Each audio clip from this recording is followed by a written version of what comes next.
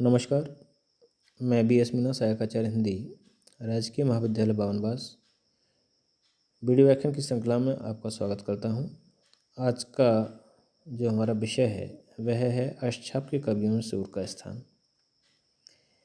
जैसा कि आप सभी जानते हैं कि कृष्ण भक्ति काव्यधारा के कवियों में सूरदास जी प्रतिनिधि कवि हैं, और यहाँ प्रश्न है कि अष्टछाप के कवियों में उनका स्थान क्या है।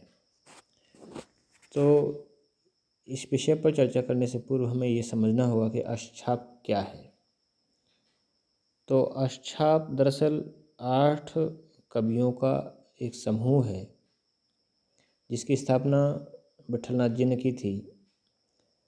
वल्लभाचार्य जी के सुपुत्र विठलनाथ जी, उन्होंने 4 जो शिष्य थे अपने पिता के, जिनमें कुंभनदास, सूरदास, परमानंद दास और कृष्णदास, ये 4 कवि, साथ में उनके अपने 4 शिष्य गोविंद स्वामी, नंददास, चित स्वामी और चतुर्भुज दास। इन 8 कवियों के जो समूह है, इन 8 कवियों को मिलाकर के उन्होंने अष्टछाप की स्थापना की।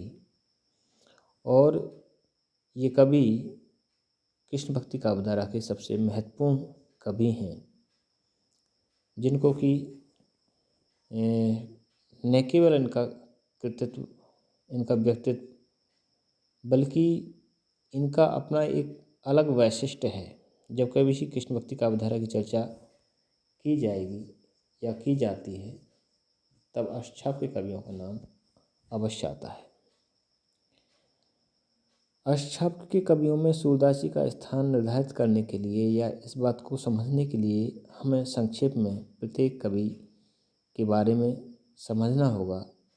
तब निष्कर्षतः है ये निर्धारित हो पाएगा कि सूर का स्थान इन कवियों में कहाँ निर्धारित होता है या कहाँ पर ठहरता है। तो सबसे पहले जो कवि हैं अष्टछाप के, वो हैं कुंभनदास जी। कुंभनदास जी बहुत ही सहृदय, निर्लोभी और स्पष्टवादी भक्त कवि थे।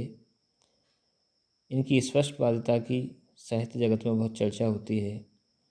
इन्होंने एक बार बादशाह के बुलाने पर ये फतेहपुर सीकरी गए, और जब इनसे पूछा गया तो बड़ा ही स्पष्ट सा इन्होंने जवाब दिया कि संतन को कहा सीकरी सो काम, आवत जात पनहिया टूटी बिसर गयो हरि नाम।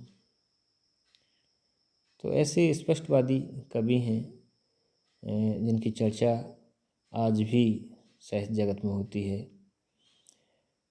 इनके बाद जो दूसरे कवि हैं वे हैं सूरदास।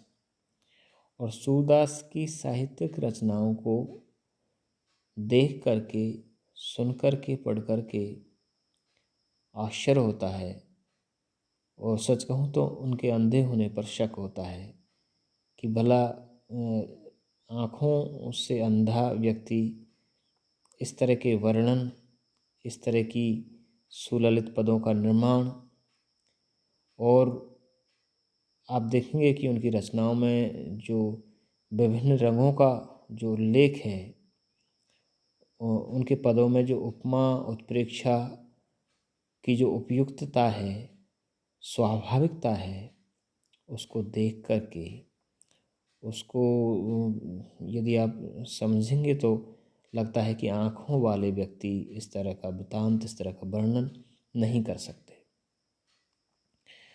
सूरसागर उनकी एक बड़ी रचना है जिसमें 1.25 लाख लगभग इतने पद बताए जाते हैं, किंतु अभी 10,000 के पद ही उपलब्ध हो पाते हैं। लेकिन जो पद उपलब्ध हैं उनके आधार पर जब हम अष्टछाप के कवियों की तुलना करते हैं, तब पता चलता है कि कुंभनदास में तो उतने साहित्यिक गुण हैं ही नहीं जितने कि सूरदास की कविता में दिखाई देते हैं। इनके अतिरिक्त जो परमानंद दास हैं, कृष्णदास हैं, गोविंद स्वामी हैं, चित स्वामी हैं, चतुर्भुज दास हैं, वे भी साहित्यिक दृष्टि से सूर के सामने कहीं नहीं ठहर पाते हैं। हाँ, इन कवियों में एक नाम अवश्य ऐसा है जिसमें साहित्यिक प्रतिभा कमाल की थी, बहुत अद्भुत प्रतिभा के धनी थे। उनका नाम है नंददास। ये सूर्य के समान ही काव्योत्कर्ष एवं साहित्यिक गुण को विद्वान थे इनमें, और इन्होंने श्रृंगार और भक्ति का भी वर्णन किया है। तो इस तरह से ये सर्वतोमुखी प्रतिभा के धनी कवि हैं। सूर को छोड़कर अन्य किसी भी अष्टछाप के कवि की जो प्रतिभा है वो नंददास के समकक्ष नहीं है। दो ही कवि ऐसे हैं अष्टछाप के, एक तो नंददास और एक सूरदास, जो बड़े ही प्रतिभाशाली हैं और जिनकी रचनाएं इसका सबूत हैं। इनकी रचनाएं इस बात को प्रमाणित करती हैं कि ये वास्तव में बहुत प्रतिभाशाली कवि थे। अब प्रश्न ये आता है कि नंददास और सूरदास में से साहित्यिक गुणों की दृष्टि से कौन श्रेष्ठ था। तो इस पर शुक्ल जी ने विचार किया है। डॉक्टर रामकुमार वर्मा ने भी अपनी बात रखी है, और प्राय आपने सुना होगा कि कुछ विद्वान ये कहते हैं कि अन्य कवि गड़िया और नंददास जड़िया। कहने का आशय ये है कि नंददास का जो भाषा सौंदर्य है, भाषा का जो उनका माधुर्य है और जो शब्द चयन है, उसकी प्राय हमारे जो आचार्य हैं, वो आचार्य शुक्ल हैं, चाहे डॉक्टर रामकुमार वर्मा हैं, वो सभी उसकी भूरी भूरी प्रशंसा करते हैं। इसमें कोई संदेह नहीं है कि नंददास का जो शब्द चयन है, उनका जो उनकी जो भाव गंभीर है, वो बेमिसाल है, बेजोड़ है। लेकिन सूर का जो वात्सल्य वर्णन है, श्रृंगार का वियोग और संयोग दोनों पक्षों का वर्णन है, और उनकी मुरली संबंधी और राधा कृष्ण की प्रेम वर्णन की जब तुलना हम नंददास से करते हैं तो वहाँ पर नंददास उनके समकक्ष भी जान नहीं पड़ते। यानी सूरदास जी को विशिष्टता हासिल है वात्सल्य और श्रृंगार के वर्णन में। इसलिए तो शुक्ल जी ने कहा है कि वो तो श्रृंगार और वात्सल्य का कोना कोना झांका है, उन्होंने कुछ छोड़ा नहीं। मतलब इन दोनों ही रसों पर अद्भुत कमाल का उनका जो वर्णन है वो वाकई में अद्भुत है। तो इस लिहाज से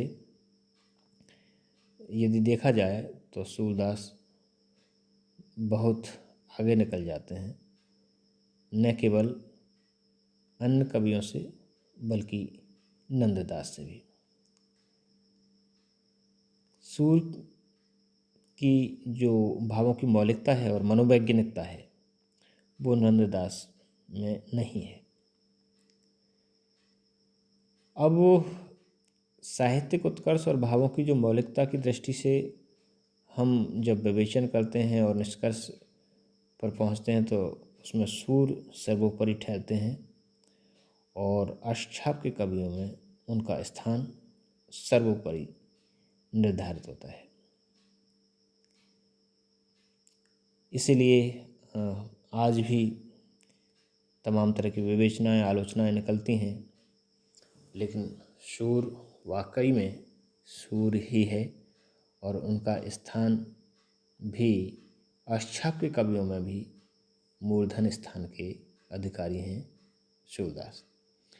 तो उम्मीद करता हूं कि आज के इस वीडियो व्याख्यान में आपको समझ आया होगा कि अष्टछाप क्या है, अष्टछाप के कवि कौन कौन से हैं, और उन अष्टछाप के 8 कवियों के मध्य या उन 8 कवियों में से जो मूर्धन स्थान किस कवि का है। इन प्रश्नों के जवाब आपको इस वीडियो व्याख्यान में मिल गए होंगे। उम्मीद करता हूं कि आज का ये वीडियो व्याख्यान आपको सहायक सिद्ध होगा। और अगले वीडियो व्याख्यान में हम और किसी विषय को लेकर के फिर आपके बीच उपस्थित होंगे। तब तक के लिए विदा दीजिए। धन्यवाद।